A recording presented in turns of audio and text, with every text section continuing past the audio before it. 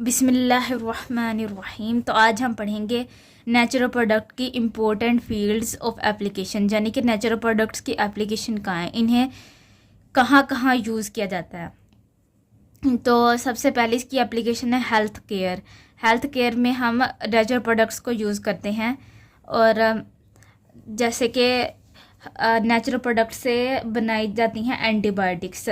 सबसे पहले देख लेते हैं the discovery of antibiotics. The discovery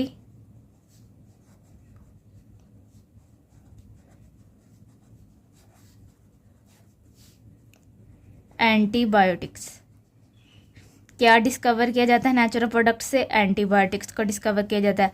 अब कौन सी एंटीबायोटिक्स डिस्कवर की हैं? 1940 में, 1943 में एक साइंटिस्ट था जिसने, यानी 1943 में सैलमन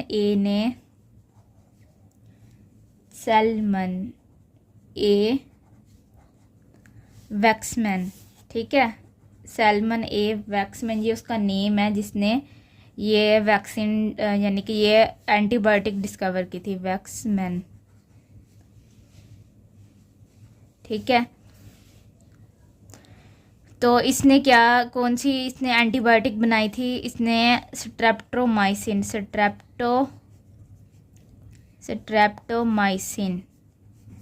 ये एंटीबायोटिक है जो कि किसने डिस्कवर की थी? सैलमन ए वैक्समैन ने। किससे डिस्कवर की थी? ये नेचुरल प्रोडक्ट से बनाई थी ये, ठीक है। अब ये इसने स्ट्रेप्टोमाइसिन जो एंटीबायोटिक बनाई, अब वो कैसे बनी थी? इसने क्या किया कि इसने ना एक एक्टिव इंग्रेडिएंट ऑफ मोल्ड लिया, एक्टिव इंग्रेडिएंट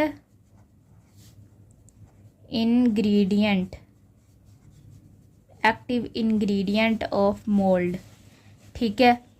अब इसने एक्टिव इंग्रेडिएंट ऑफ मोल्ड मतलब जैसे फंजाई वगैरह होते हैं ना, फंजाई इस तरह के जो लग जाती हैं किसी भी चीज़ पर। जो ब्रेड होती है हमारे पास, ब्रेड के ऊपर भी जब वो ख़राब हो जाती है उसके ऊपर ऐसे फंगस सा लग जाता है, मोल्ड सा लग जाता है, तो ना उसको, तो ये मोल्ड होती है एक्टिव इंग्रेडिएंट ऑफ मोल्ड का पता चल गया। अब ये इसके अंदर ना मोल्ड के अंदर होता है एक स्ट्रेप्टो बैक्टीरिया होता है, जिसका नाम होता है मतलब कि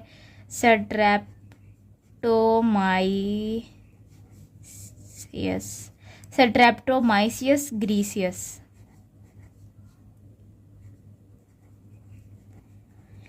ये मोल्ड के अंदर क्या होता है? बैक्टीरिया होता है, ये बैक्टीरिया होता है स्ट्रेप्टोमाइसिस ग्रीसियस। अब इससे हम क्या बनाते हैं? इससे हम बनाते हैं स्ट्रेप्टोमाइसिन। इससे हम क्या बनाएंगे? स्ट्रेप्टोमाइसिन। जब स्ट्रेप्टोमाइसिन, इससे स्ट्रेप्टोमाइसिन बनाएंगे। तो जो स्ट्रेप्टोमाइसिन होती है ना हमारे पास, वो ना यूज़ होती है जैसे कि बैक्टीरियल इन्फेक्शंस होते हैं उनके लिए यूज़ होती है ये एंटीबायोटिक। और इस तरह की बैक्टीरियल इन्फेक्शन जो हो जाते हैं बोन्स में, थ्रोट में, ब्लड में, इस तरह से, तो क्योंकि इसके अंदर जब बैक्टीरिया से ली गई है तो इसको उसी पर्पज़ के लिए यूज़ किए जाते हैं जहाँ पे बैक्टीरियल इन्फेक्शन हो जाता है, ठीक है। तो ये उस एंटीबायोटिक के तौर पर ये यूज़ होगी। नेक्स्ट पॉइंट है वो हेल्थ केयर का, जिसमें हम पेनिसिलिन के बारे में पढ़ेंगे कि सबसे पहले पेनिसिलिन की डिस्कवरी कब हुई, किसने की और कैसे हुई, ठीक है। तो पेनिसिलिन जो है ये नेचुरल प्रोडक्ट से लिया गया था। किससे लिया गया था? नेचुरल प्रोडक्ट्स के। और ये इसको ना पेट्री डिश, ये फंगस था जिसको ना पेट्री डिश में क्या करवाया गया था? ग्रो करवाया गया था। पेट्री डिश में खुद ग्रो करवाया गया था, मतलब कि फंगस तो हमने नेचुरली लिया था लेकिन उसको पेट्री डिश में आगे उसकी ग्रोथ करवाई गई थी, उसको ग्रो करवाया गया था रिजल्ट्स देखने के लिए, ठीक है। और सबसे पेनिसिलिन की डिस्कवरी हुई 1924 में। और किसने की? एक स्कॉटिश था बैक्टीरियोलॉजिस्ट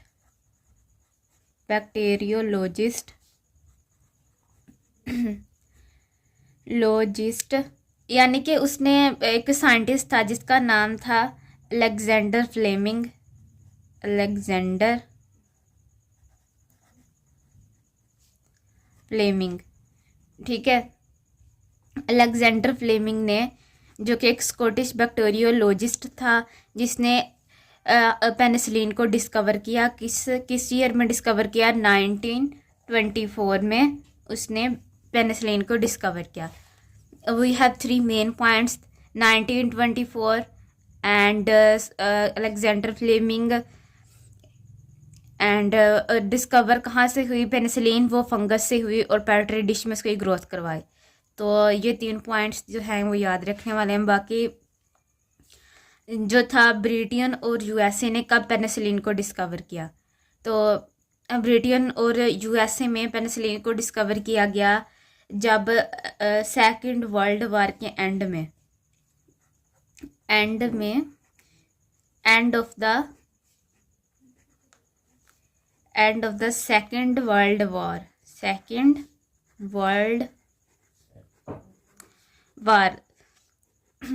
और सेकंड वर्ल्ड वार के एंड में पेनिसिलिन को डिस्कवर किया, और वो भी लार्ज स्केल में। कि किस लार्ज स्केल में डिस्कवर किया था, मतलब कि बहुत ज़्यादा स्केल पे और क्वांटिटी में। और जर्मनी में पेनिसिलिन को डिस्कवर किया गया। तो जर्मनी वालों ने क्या किया कि इसे 1944 यानी कि 1944 में इसे डिस्कवर किया, पेनिसिलिन को बनाया। 1944 में पेनिसिलिन को बनाना शुरू किया। तो उन्होंने कहाँ पे ये बनाई थी? ये होचिस्ट में,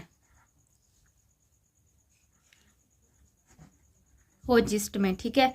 होचिस्ट क्या है? जहाँ पे पेनिसिलिन बनी थी, एक फार्मास्यूटिकल कंपनी का नाम है जो कि जर्मनी में थी, ठीक है।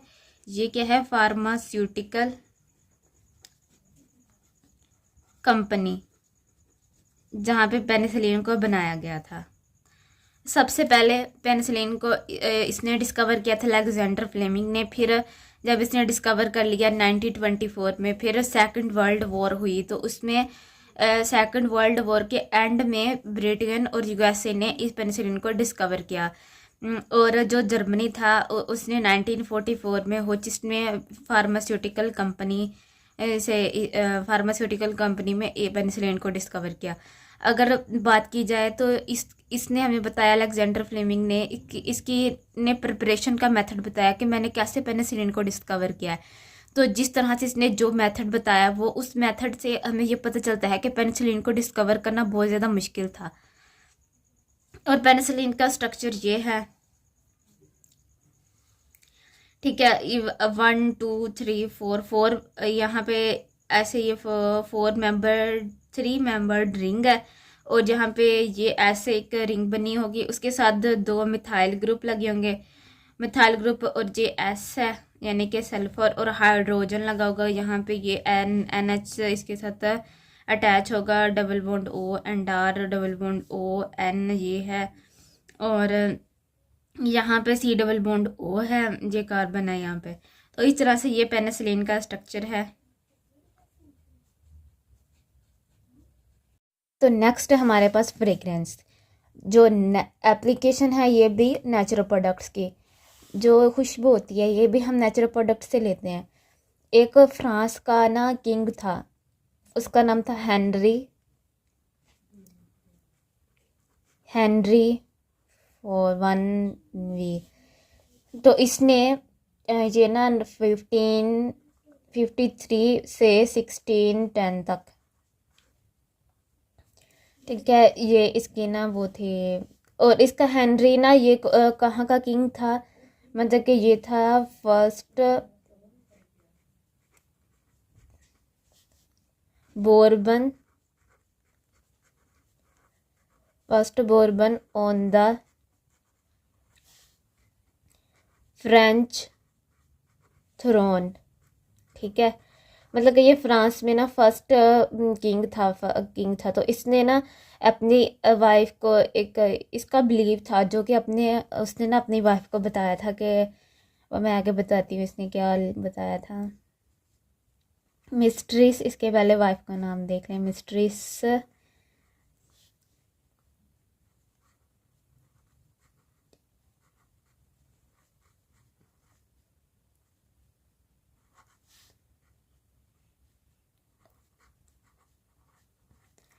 इसकी वाइफ का नाम था, इसका नाम था मिस्ट्रिस गैब्रिएले डी एस्ट्रीज। इसने कहा था कि कुछ ऐसे केमिकल्स होते हैं जो कि कुछ ऐसे केमिकल्स होते हैं जो कि मेल्स को अट्रैक्ट करते हैं, कुछ ऐसे केमिकल्स होते हैं या खुशबू होती है, फ्रेगनेंस होती है जो कि फीमेल को अट्रैक्ट करती है, ठीक है। इसने कहा था कि जो जैसे कि alpha androst 6 ene 3 one and androsta 4 di ene, इस तरह से 16 3 ऑन, ठीक है। ये इसने कहा था कि एक्ट एज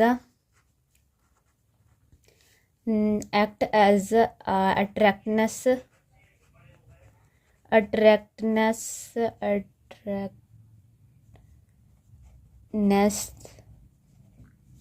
फॉर वुमेन।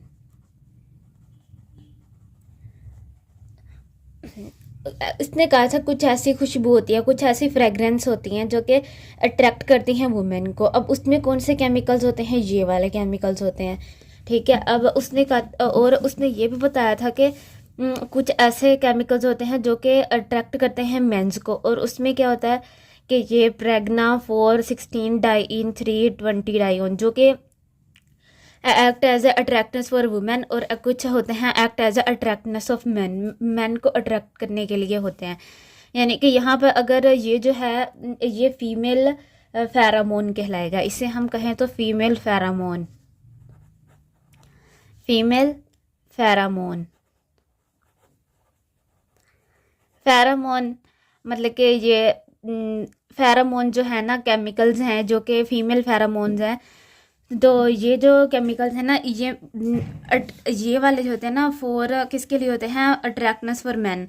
तो मैन को कौन अट्रैक्ट, जो किसके लिए अट्रैक्टनेस चाहिए होते हैं? फीमेल के लिए। तो ये वाले ना केमिकल्स जो फीमेल फेरामोन्स कहलाते हैं, यानी कि ये मेंस के जो सेंट होते हैं उनके उनके अंदर यूज़ किए जाते हैं, ठीक है। और ये वाले जो हैं ये मेल फेरामोन्स हैं, ये क्या है? Male pheromones, male pheromones. और अब ये दोनों फीमेल ये मेल को अट्रैक्ट करने के लिए फीमेल्स को अट्रैक्ट करते हैं, और मेल्स के लिए यूज़ होते हैं, मतलब केमिकल वगैरह में। और ये वाले फीमेल फेरामोन्स हैं, तो इस तरह ये मेल्स फीमेल के अट्रैक्टनेस के लिए है ये वाली फ्रेगरेंसीज। तो इसको नाम दिया जाता है, इन फेरामोन्स को लव केमिकल्स का भी नाम दिया जाता है, लव केमिकल्स। वो आपको बताएगा क्यों दिया जाता है, इस वजह से क्योंकि ये अट्रैक्टनेस का काम करते हैं।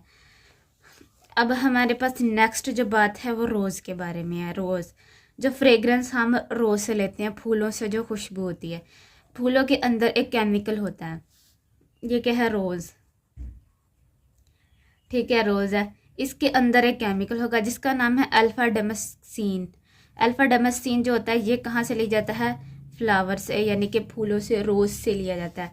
इसे हम कहते हैं सेंट ऑफ रोज़, ठीक है। सेंट ऑफ रोज़ से हम क्या लेते हैं? अल्फा डेमेस्सीन। अब ये तो नेचुरली होता है ना रोज़ के अंदर। अब इसी अल्फा डेमेस्सीन को हमने इस केमिकल को कन्वर्ट किया अल्फा डेमेस्कोन। तो अल्फा डेमेस्कोन को कहाँ पे प्रिपेयर किया जाता है? इंडस्ट्रियल लेवल पे, यानी कि इसको आर्टिफिशली, इस सेंट को, जो रोज़ वाला सेंट होता है ना, उसको आर्टिफिशली बनाया जाता है ताकि उसको परफ्यूम्स वगैरह में और सेंट इस तरह से के यूज़ किया जाए ना, जिससे फ्लावर्स की खुशबू आती है, अच्छी खुशबू के लिए। तो इसका अल्फा डेमेस्कोन का स्ट्रक्चर ये वाला स्ट्रक्चर नहीं है। अगर इसका हम स्ट्रक्चर देखें तो सबसे पहले बेंजीन की रिंग होगी, तो उसके ऊपर क्या लगा होगा? 2 मिथाइल ग्रुप लगे होंगे, यानी कि सब्स्टिट्यूट होंगे, और यहाँ से एक और सब्स्टिट्यूट होगा, यानी कि यहाँ ऐसे, फिर एक 1 2 3 4 5, 3 और 4 के दरम्यान में डबल बॉन्ड होगा, यहाँ से ऊपर डबल बॉन्ड ओ। तो ये किसका स्ट्रक्चर है? अल्फा डेमेस्कोन का। नेक्स्ट वाला पॉइंट देखते हैं। तो नेक्स्ट एप्लीकेशन है कलरेंट्स, यानी कि जो कलर्स होते हैं। तो ये भी नेचुरल प्रोडक्ट से लिए गए होते हैं। सबसे पहली जो इसका पॉइंट है वो इंडिगो है। ये इसकी एप्लीकेशन नेचुरल प्रोडक्ट्स की। इंडिगो जो है ये एक नेचुरल डाई एक्सट्रैक्ट होता है, यानी कि ये नेचुरल डाई है, नेचुरल डाई एक्सट्रैक्ट, यानी कि इसको एक नेचुरल तरीके से एक्सट्रैक्ट किया गया है, यानी कि इसको एक नेचुरल तरीके से निकाला गया है, बनाया गया है। अब इंडिगो को कहाँ से लिया गया है? इसका नेचुरल डाई एक्सट्रैक्ट कौन है? वो है एक लीव, जो कि एक किसी भी सर्टेन प्लांट से हम लीव को लेंगे और उससे हम क्या एक्सट्रैक्ट करेंगे? इंडिगो। इंडिगो हमें कहाँ से मिलता है? लीव्स से, पत्तों से, प्लांट के पत्तों से हमें इंडिगो मिलता है, जिसका कलर ना कुछ इस तरह का होता है, जैसे ये मैंने किया हुआ है ना, थोड़ा ब्लू ब्लू सा इस तरह से होता है। अच्छा, तो इंडिगो लेते हैं। इंडिगो जब प्लांट से के लीव से हम लेते हैं, पत्तों से, और इसे सिंथेटिकली हम इंडिगो को एक एसेंशियल कलरेंट के तौर पर मतलब कि यूज़ करते हैं, जो कि हमारी लेयर लुक के लिए यूज़ होता है। यानी कि थोड़ी क्या लुक के लिए, मतलब कि इस तरह से लेयर लुक के लिए क्या यूज़ होता है? इंडिगो। ये एक एप्लीकेशन है नेचुरल प्रोडक्ट की।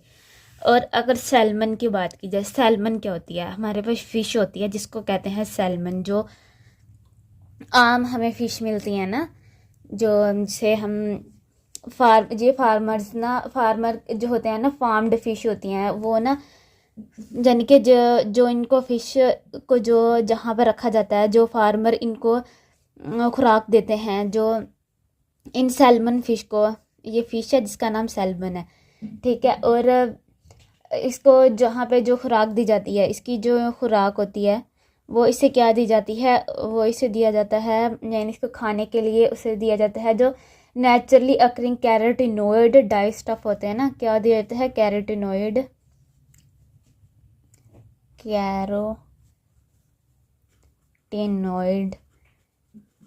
डाई स्टफ, ठीक है।